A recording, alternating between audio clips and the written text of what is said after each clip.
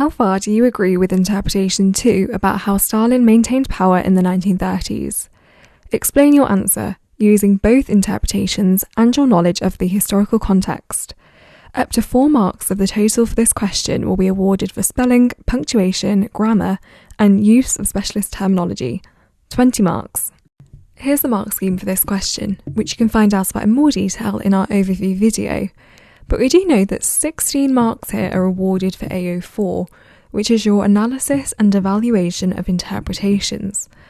Now remember that the question's asking you how far you agree, so you need to give your reasoning, give a statement, and then explain it. So taking evidence from the interpretation and explaining how that supports your view. Developing this with contextual knowledge, statements which link what you've said back to the question and demonstrate the relevance of what you've said, is how you show that you can be analytical. The final 4 marks are awarded for your spelling, punctuation and grammar. Here are the bottom 2 bands for this question. You might notice that we're seeing words like straightforward, little analysis, and not specific or not relevant. This might mean that you've maybe made statements to say, I agree with this interpretation, I don't agree with this interpretation, but you haven't really explained it in enough detail. Maybe you've only focused on interpretation 2, and really you need to be looking at both to make a justified opinion. You might need to bring in more of your contextual knowledge, or maybe the contextual knowledge that you have used is a bit too general to support what you've said. It might also mean that you've given statements, but you haven't really linked it back to the question. Remember that the question has asked us to focus on a particular topic, so try and make sure that you're keeping a really tight focus. In the top 2 bands, we can see that we need to be analytical, so we've explained our judgment in enough detail to really support what we've said. We've brought in relevant bits of our own knowledge, we've explained why we think what we do by linking all the evidence we've used back to the question, and we've looked at both interpretations to explain why we agree with one more than the other. In order to score in the top band though, you need to have made a justified overall judgment which you keep up all the way through the answer, so try not to sort of flick between one view and the other.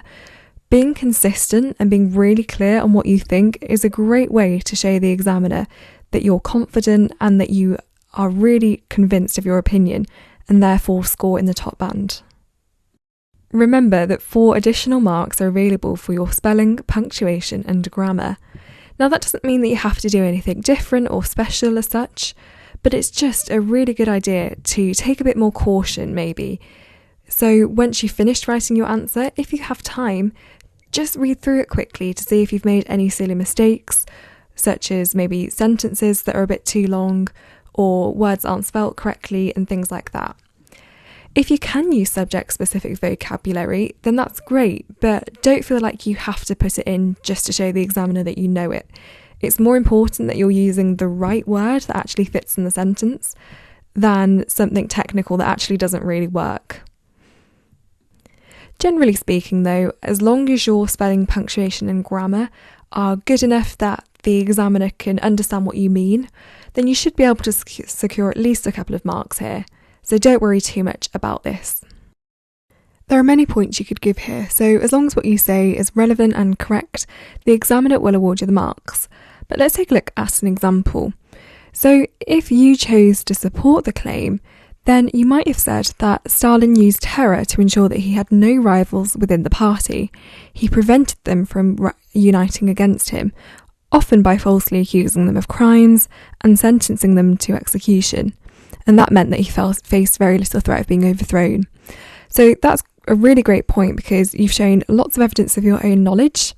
And if you can link that in with quotes from the interpretation and really develop that point and show that you've closely understood what the questions asked you to do, then that's a great way to score in the higher bands. Take a look at the rest of the points here though to see if there's anything you could have added to your answer.